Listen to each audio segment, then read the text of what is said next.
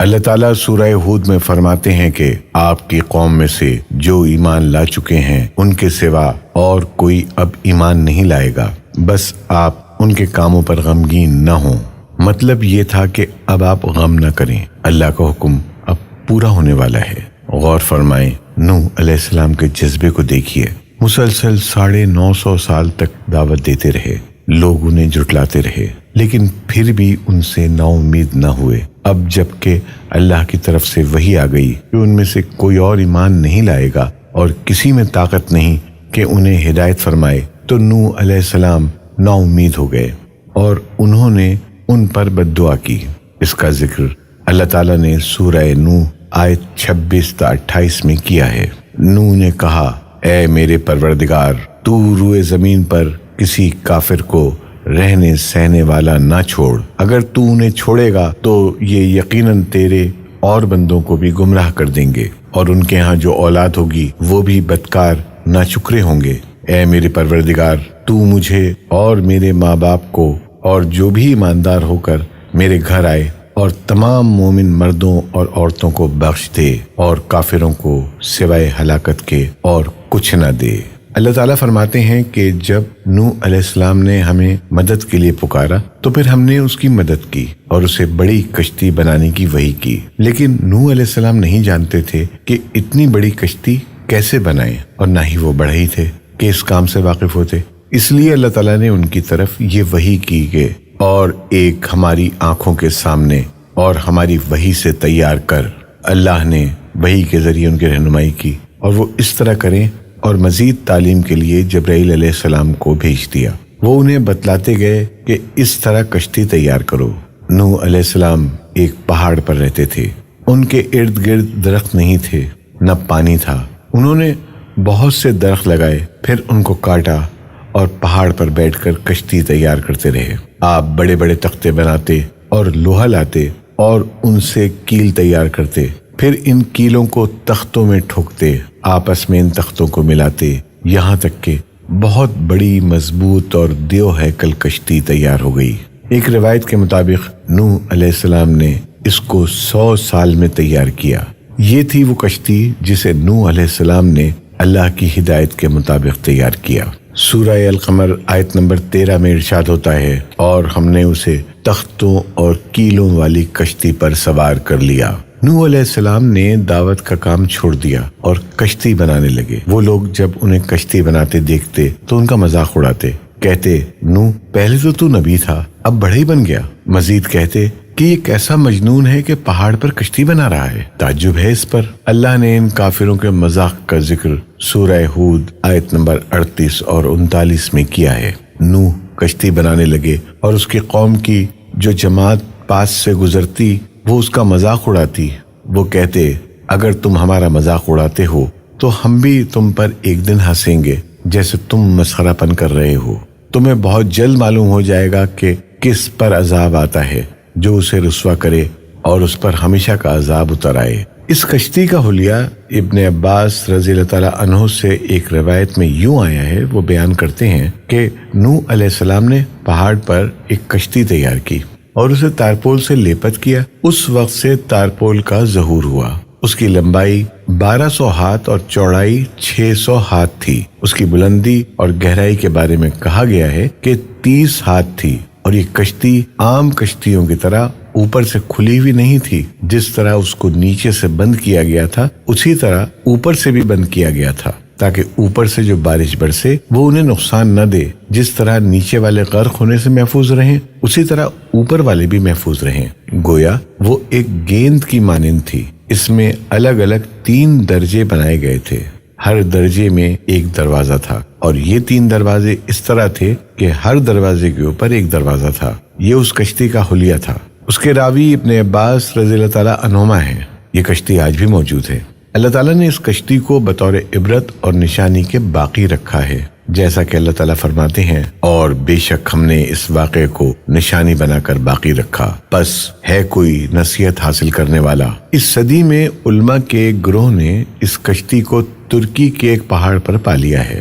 اب وہ 2 ٹکڑوں میں تقسیم ہو چکی ہے۔ اس کا حلیہ وہی تھا جو بیان ہوا۔ اللہ کا فرمان سچا ثابت ہو گیا کہ ہم نے اس کو نشانی بنا کر باقی رکھا۔ اس کے بعد طوفان آیا۔ اللہ تعالیٰ نے نوح علیہ السلام کو اس طوفان کے ظہور کی نشانی اور علامت بتائی تھی۔ نوح علیہ السلام کے گھر میں ایک تنور تھا۔ اللہ نے فرمایا جب یہ تنور جوش مارنے لگے اور پانی اس سے ابلنے لگے تو سمجھ لینا اللہ کا وعدہ آ گیا۔ چنانچہ اس وقت مومنوں کو اور اپنے اہل و عیال اور زمین پر بسنے والے تمام جانوروں کا جوڑا جوڑا اس کشتی میں سوار کر لینا۔ تنور سے کیا مراد ہے؟ اس کے متعلق مفسرین میں اختلاف ہے۔ بعض کہتے ہیں کہ اس سے مراد ایک چشمہ ہے جو زمین سے نکلتا ہے، لیکن راجح روایت کے مطابق اس سے مراد معروف تنور ہے جس میں آگ جلا کر روٹیاں پکائی جاتی ہیں۔ یہ تنور نوح علیہ السلام کے گھر میں تھا۔ اس کو اللہ نے طوفان کے آنے کی علامت بتایا اور فرمایا کہ جب یہ پھوٹ پڑے اس وقت ہر چیز کا جوڑا جوڑا کشتی پر سوار کر لینا۔ اللہ تعالیٰ سورہ ہود آیت 40 میں فرماتے ہیں یہاں تک کہ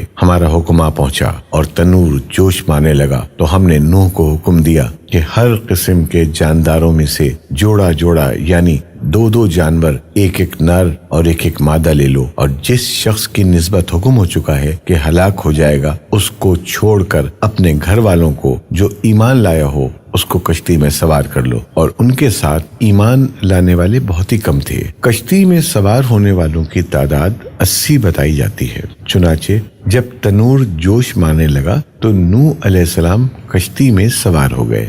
ان کی کشتی ان کی بستی میں لوگوں سے دور پہاڑ پر تھی۔ اللہ کی قدرت کے تمام قسم کے جانور بھی کشتی کے پاس آ گئے۔ نوح علیہ السلام نے انہیں بھی سوار کر لیا۔ اللہ تعالیٰ سورہ القمر آیت نمبر 11 اور 12 میں فرماتے ہیں پس ہم نے آسمان کے دروازوں کو زور کی بارش سے کھول دیا اور زمین کے چشموں کو جاری کر دیا، پس اس کام پر جو پانی مقرر کیا گیا تھا خوب جمع ہو گیا۔ آسمان سے نازل ہونے والا اور زمین سے نکلنے والا پانی کتنا تھا اس کا اندازہ تو اللہ ہی کو ہے۔ بہرحال اس پانی نے زمین پر رہنے والے انسان، چوپائے اور حیوانات غرض ہر چیز کو غرق کر دیا۔ اس بارے میں اللہ تعالیٰ فرماتے ہیں نوح نے اپنی قوم سے تنگ آ کر ہمارے حضور دعا کی، ہم تو ہیں ہی بہترین طور پر دعاؤں کے قبول کرنے والے۔ فوراً ان کی دعا قبول کر لی اور اس تکلیف اور ایذا سے انہیں بچا لیا جو انہیں کفار سے روزمرہ پہنچ رہی تھی، اور ان کی اولاد کو ہم نے باقی رہنے والی بنا دیا، یعنی انہی کی اولاد سے پھر سے دنیا آباد ہوئی، کیونکہ صرف وہی لوگ بچے تھے جو کشتی پر سوار تھے، اور ہم نے ان کا ذکر خیر پچھلوں میں باقی رکھا۔ نوح علیہ السلام پر تمام جہانوں میں سلام ہو۔ ہم نیکی کرنے والوں کو اسی طرح بدلے دیتے ہیں، وہ ہمارے ایماندار بندوں میں سے تھا، پھر ہم نے باقی سب کو غرق کر دیا۔ اللہ مزید فرماتے ہیں جب پانی میں طغیانی آ گئی تو اس وقت ہم نے تمہیں کشتی میں چڑھا لیا تاکہ اس کو تمہارے لیے نصیحت اور یادگار بنا دیں، تاکہ یاد رکھنے والے کان اس کو یاد رکھیں۔ یعنی پانی اتنا زیادہ ہو گیا کہ اس سے تمام شے، بستیاں، انسان اور جانور غرق ہو گئے، یہاں تک کہ پانی بلند پہاڑوں سے بھی اونچا ہو گیا، اور اتنے بلند پانی پر وہ کشتی نوح علیہ السلام اور ان کے ساتھیوں کو اپنے دامن میں سمیٹے اللہ کے حکم سے اور اس کی حفاظت میں پہاڑ کی طرف رواں دواں تھی، ورنہ اتنے طوفانی پانی میں کشتی کی حیثیت ہی کیا ہوتی ہے۔ نوح علیہ السلام کشتی میں سوار ہوئے اور انہوں نے اپنے ساتھیوں کو حکم دیا کہ یہ دعا پڑھیں، اللہ ہی کے نام سے اس کشتی کا چلنا اور ٹھہرنا ہے، یقیناً میرا پالنے والا بڑی بخشش اور رحم والا ہے۔ یہی اللہ کا حکم آپ کے لیے تھا کہ جب تم اور تمہارے ساتھی ٹھیک طرح بیٹھ جاؤ تو کہنا سب تعریف اللہ ہی کے لیے ہے جس نے ہمیں ظالموں سے نجات عطا فرمائی، اور کہنا اے میرے رب مجھے بابرکت اتارنا اور تو ہی بہتر اتارنے والا ہے۔ اللہ تعالیٰ نوح علیہ السلام کو نصیحت کر رہے ہیں کہ اللہ آپ کو اور آپ کے اہل کو نجات عطا فرمائیں گے۔ کافر بیٹے کے علاوہ تمام گھر والے سوار تھے۔ آپ کے کافر بیٹے کا نام کنعان تھا۔ وہ ایک طرف کھڑا تھا۔ نوح علیہ السلام نے اسے پکارا، میرے بیٹے اس کشتی میں آ جا اور کافروں کا ساتھی نہ بن۔ لیکن اس بدبخت نے کہا، میں ابھی کسی پہاڑ کی چوٹی پر پناہ لے لوں گا جو مجھے اس پانی سے بچائے گی۔ نوح علیہ السلام نے کہا، آج اللہ کے حکم سے کوئی بچانے والا نہیں مگر وہی جس پر اللہ رحم کرے۔ باپ اور بیٹے کے درمیان یہ گفتگو جاری تھی کہ ایک طوفانی موج نے اسے اپنی زد میں لے لیا اور اسے غرق کر دیا۔ نوح علیہ السلام سے اللہ نے وعدہ کر رکھا تھا کہ اللہ تعالیٰ اس کے اہل کو نجات عطا فرمائے گا۔ چنانچہ جب آپ کی آنکھوں کے سامنے آپ کا بیٹا غرق ہو گیا تو پکار اٹھے کہ اے اللہ، میرا بیٹا میرے گھر والوں میں سے تھا اور تو نے مجھ سے وعدہ کیا تھا کہ میرے گھر والوں کو نجات عطا فرمائے گا، اور تو تمام حاکموں سے بہتر حاکم ہے، لہٰذا ناممکن ہے کہ تیرا وعدہ پورا نہ ہو۔ واضح ہو کہ نوح علیہ السلام کا اپنے بیٹے کے بارے میں بات کرنا بطور سوال تھا، بطور بحث نہیں تھا۔ آپ وضاحت چاہتے تھے۔ اللہ تعالیٰ نے فرمایا، اے نوح، وہ تیرے اہل سے نہیں تھا کیونکہ وہ کافر تھا۔ کفر نسب کو ختم کر دیتا ہے۔ ایک مومن کا دوسرے مومن سے تعلق ایک مسلمان بھائی کے کافر بھائی سے تعلق سے زیادہ بڑا ہے، اور حقیقی اخوت وہی ہے جس کی بنیاد ایمان پر ہو۔ کفر تو نسبی تعلق کو کاٹ دیتا ہے، اس لیے اللہ نے یہ نہیں فرمایا کہ وہ کافر ہے، بلکہ یہ فرمایا کہ وہ تیرے اہل سے نہیں ہے۔ ہمارے لیے بھی یہی حکم ہے، کسی مومن کا کافر کے ساتھ رشتہ نہیں ہو سکتا۔ اس کے ساتھ اللہ نے نوح علیہ السلام کو نصیحت فرمائی کہ آپ ہرگز وہ چیز نہ مانگیں جس کا آپ کو مطلقاً علم ہی نہ ہو۔ ہم آپ کو نصیحت کرتے ہیں کہ جاہلوں میں اپنا شمار کرانے سے باز رہیں۔ جب نوح علیہ السلام یہ بات جان گئے کہ ان کا سوال وعدے کے مطابق نہیں تھا تو فوراً اس سے رجوع کر لیا اور اللہ تعالیٰ سے اس کی رحمت اور مغفرت کے طالب ہوئے۔ اس موقع پر انہوں نے دعا کی۔ نوح علیہ السلام نے کہا، اے میرے پروردگار، میں تیری ہی پناہ چاہتا ہوں اس بات سے کہ تجھ سے وہ مانگوں جس کا مجھے علم ہی نہ ہو۔ اگر تو مجھے نہیں بخشے گا اور مجھ پر رحم نہیں کرے گا تو میں خرابی والوں میں ہو جاؤں گا۔ یہ دعا انہوں نے مانگی۔ اپنے بیٹے سے متعلق سوال کے علاوہ نوح علیہ السلام نے اللہ تعالیٰ کی کوئی نافرمانی نہیں کی اور نہ اپنے نفس پر کسی نافرمانی کو شمار کیا۔ کشتی نوح علیہ السلام اور ان کے ساتھیوں کو لیے پانی کی موجوں پر بلند ہو رہی تھی، اور زمین پر ہر چیز، انسان، حیوانات، چوپائے، پرندے وغیرہ غرق ہو چکے تھے۔ ان میں کوئی بھی باقی نہیں بچا تھا۔ اگر کوئی زندہ بچا تھا تو کشتی والے۔ ابن عباس رضی اللہ تعالیٰ عنہ سے روایت ہے کہ نوح علیہ السلام اور ان کے ساتھی 6 ماہ کشتی میں رہے، اور بعض روایات کے مطابق یہ بھی ہے کہ وہ محرم کی 10 تاریخ کو کشتی سے نیچے اترے۔ آخر اللہ کے حکم سے طوفان رک گیا۔ اللہ نے زمین کو حکم دیا کہ وہ تمام پانی کو نگل جائے۔ زمین نے سارا پانی نگل لیا، زمین خشک ہو گئی۔ اللہ تعالیٰ سورہ ہود آیت نمبر 44 میں فرماتے ہیں، اور حکم دیا گیا کہ اے زمین اپنا پانی نگل جا، اور اے آسمان تھم جا، تو پانی خشک ہو گیا اور کام تمام کر دیا گیا، اور کشتی کوہ جودی پر جا ٹھہری، اور کہہ دیا گیا کہ بے انصاف لوگوں پر لعنت۔ کشتی جودی پہاڑ پر جا کر ٹھہر گئی۔ اب انہیں حکم ہوا کہ سلامتی کے ساتھ کشتی سے اتر آئیں، آپ پر بھی برکت نازل ہوگی، اور ان قوموں پر بھی جو آئندہ آپ کی نسل سے پیدا ہوں گی، اور آپ کی نسل میں سے کچھ لوگ ایسے بھی ہوں گے جنہیں ہم فائدہ تو ضرور پہنچائیں گے، پھر انہیں ہماری طرف سے دردناک عذاب پہنچے گا۔ بہت سی روایات میں یہ بات مذکور ہے کہ نوح علیہ السلام ایک لمبی مدت یعنی 6 ماہ کشتی میں طوفان تھم جانے کا انتظار کرتے رہے۔ آپ نے طوفان کے حالات معلوم کرنے کے لیے ایک کبوتر بھیجا جو واپس آ گیا۔ اسے پاؤں رکھنے کی جگہ نہ ملی، اسے دوبارہ بھیجا گیا تو وہ پھر واپس آ گیا۔ چند دن بعد اسے پھر بھیجا گیا تو اپنی چونچ میں زیتون کی ایک ٹہنی لیے ہوئے تھا۔ اس سے نوح علیہ السلام نے معلوم کر لیا کہ پانی زمین سے کچھ ہی اونچا رہ گیا ہے اور درخت وغیرہ اگ چکے ہیں۔ کچھ دن بعد پھر بھیجا گیا، اس مرتبہ وہ واپس لوٹا تو اس کے پاؤں خاک آلود تھے۔ نوح علیہ السلام سمجھ گئے کہ طوفان رک گیا اور زمین خشک ہو چکی ہے۔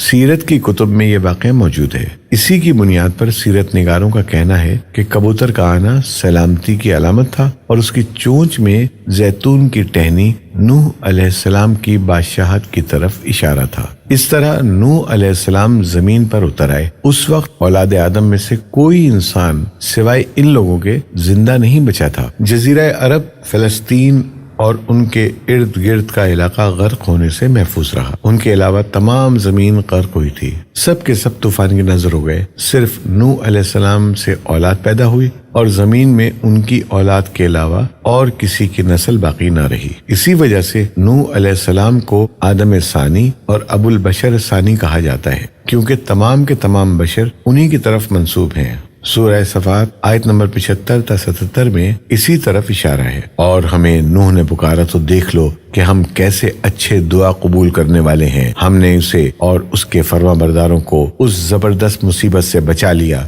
اس کی اولاد ہم نے باقی رہنے والی بنا دی۔ اے لوگو، ان لوگوں کی اولاد جنہیں ہم نے نوح کے ساتھ چڑھا لیا تھا وہ ہمارا بڑا ہی شکر گزار بندہ تھا۔ نوح علیہ السلام کے 3 بیٹے تھے، سام، حام اور یافس۔ ایک دوسرے مقام پر اللہ دیگر امم اور رسولوں کے متعلق کلام کرتے ہوئے فرماتے ہیں، اے لوگوں، ان لوگوں کی اولاد جنہیں ہم نے نوح کے ساتھ چڑھا لیا تھا وہ ہمارا بڑا ہی شکر گزار بندہ تھا۔ نوح علیہ السلام کے 3 بیٹے تھے، سام، حام اور یافس۔ سام کی نسل زیادہ سفید رنگت کی تھی اور بہت کم لوگ ان میں سیاہ فام تھے، البتہ کچھ ان میں گندمی تھے۔ حام کی اولاد کی اکثریت سیاہ فام تھی، ان میں بہت کم لوگ سفید رنگ کے تھے، اور یافس کی اولاد سرخی مائل رنگ کی تھی۔ عرب اور بنو اسرائیل سام کی اولاد ہیں، تمام حبش حام کی اولاد ہیں، ترک اور مشرقی ایشیا کے لوگ یافس کی اولاد ہیں۔ طوفان کے بعد نوح علیہ السلام اللہ کے بندوں میں 350 سال تک زندہ رہے۔ وہ اللہ کے قول عبدن شکورن کے مصداق تھے۔ پھر نوح علیہ السلام فوت ہو گئے۔ راجح ترین روایت کے مطابق آپ مکے میں دفن ہوئے، ایک دوسری روایت کے مطابق آپ لبنان میں دفن